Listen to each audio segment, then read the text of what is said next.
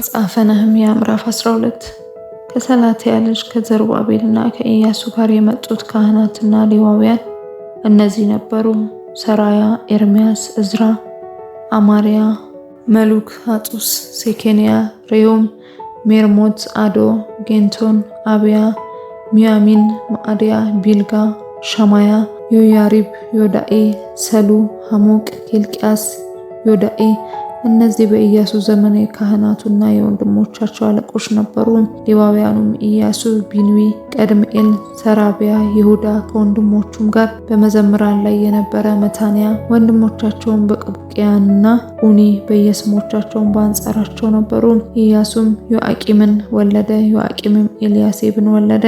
ኤልያሴብም ዮአዳንን ወለደ። ዮአዳም ዮናታንን ወለደ። ዮናታንም ያዱአን ወለደ። በዮአቂምም ዘመን የአባቶች ቤቶች አለቆች እነዚህን ካህናት ነበሩ።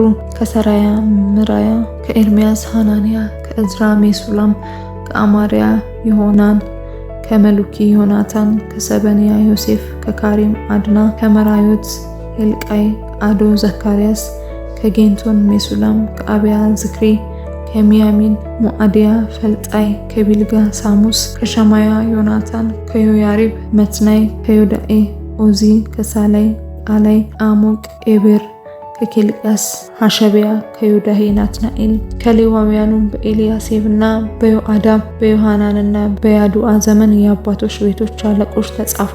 ካህናቱም በፋርሳዊው በዳሪዮስ መንግስት ዘመን ተጻፈ። የሌዊ ልጆች የአባቶች ቤቶች አለቆች እስከ ኤልያሴብ ልጅ እስከ ዮሐናን ዘመን ድረስ በታሪክ መጽሐፍ ተጻፉ።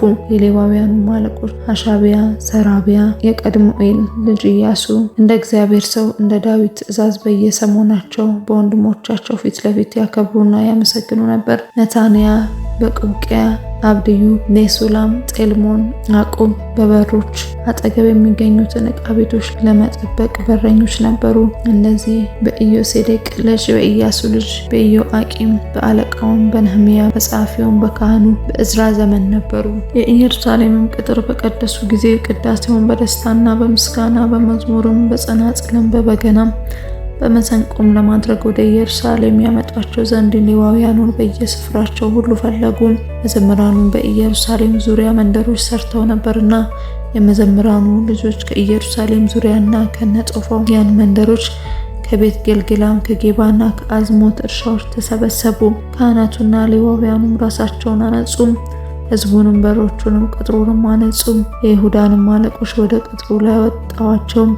አመስጋኞቹንም በሁለት ታላቅ ተርታ ቆምኳቸው። አንዱም ወደ ቀኝ በቅጥሩ ላይ ወደ ጉድፍ መጣያው በር ሄደ። ከእነርሱም በኋላ ሆሻያ፣ የይሁዳም አለቆች ኩዴታ፣ አዛሪያስ፣ እዝራ፣ ሜሱላም፣ ይሁዳ፣ ብንያም፣ ሸማያ፣ ኤርምያስ መለከትም ይዘው ከካህናቱ ልጆች አያሌዎች የአሳፍ ልጅ የዘኩር ልጅ የሚካያ ልጅ የመታንያ ልጅ የሸማያ ልጅ የዮናታን ልጅ ዘካርያስ፣ ወንድሞቹም ሸማያ፣ ኤዝርኤል፣ ሜላላይ፣ ጊላላይ፣ ማአይ፣ ናትናኤል፣ ይሁዳ፣ አናኒ የእግዚአብሔር ሰው የዳዊትን የዜማውን ዕቃ ይዘው ሄዱ።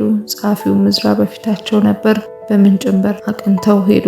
በዳዊትም ከተማ ደረጃ በቅጥሩ መውጫ ከዳዊትም ቤት በላይ እስከ ውሃው በር ድረስ በምስራቅ በኩል ሄዱ።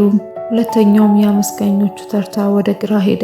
እኔና የሕዝቡም እኩሌታ በስተኋላቸውም ነበርን። በቅጥሩም ላይ በእቶኑ ግንብ በላይ እስከ ሰፊው ቅጥር ድረስ ከኤፍሬምም በር በላይ በአሮጌው በርና በአሳ በር በሃናኤልም ግንብ በሃሚአ ግንብ እስከ በጎች በር ድረስ ሄዱ።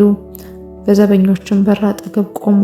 እንዲሁ ሁለቱ የአመስጋኞች ተርታዎች በእግዚአብሔር ቤት ቆሙ። ከእነርሱም ጋር እኔና የአለቆች እኩሌታ ካህናቱም ኤልያቄም፣ መጽስያ፣ ሚንያሚን፣ ሚካያ፣ ኤልዮናኤል፣ ዘካርያስ፣ ሐናንያ መለከት ይዘው፣ መጽስያ፣ ሸማያ፣ አልዓዛር፣ ኦዚ፣ ይሆናን፣ መልኪያ፣ ኤላም፣ ይጽር ቆምን። መዘምራኑም በታላቅ ድምፅ ዘመሩ። አለቃቸውም ይዝህያ ነበር። እግዚአብሔርን በታላቅ ደስታ ደስ አሰኝቷቸዋልና በዚያ ቀን ትልቅ መስዋዕት አቀረቡ፣ ደስም አላቸው። ሴቶቹና ልጆቹም ደግሞ ደስ አላቸው። ኢየሩሳሌም ደስታ ከሩቅ ተሰማ። ይሁዳም በአገልጋዮቹ ካህናትና ሌዋውያን ደስ ስላላቸው የካህናቱንና የሌዋውያኑን እድል ፈንታ እንደ ሕጉ ከከተሞች እርሻዎች ያከማቹ ዘንድ ለእጅ ማንሳት ቁርባንና ለበኩራት ለአስራትም በየዕቃ ቤቶቹ ላይ በዚያ ቀን ሰዎች ተሾሙ። እነርሱም መዘምራኑና በረኞቹም የአምላካቸውን ሥርዓት የመንጻታቸውንም ሥርዓት እንደ ዳዊትና እንደ ልጁ እንደ ሰለሞን ትእዛዝ ጠበቁ። አስቀድሞም በዳዊትና በአሳፍ ዘመን እግዚአብሔር በዜማ ለማመስገን ለማክበር የመዘምራን አለቆች ነበሩ። እስራኤልም ሁሉ በዘሩባቤልና በነህምያ ዘመን ለመዘምራኑና ለበረኞቹ እድል ፈንታቸውን በየዕለቱ ይሰጡ ነበር። የተቀደሰውንም ነገር ለሌዋውያን ሰጡ። ሌዋውያኑም ከተቀደሰው ነገር ለአሮን ልጆች ሰጡ።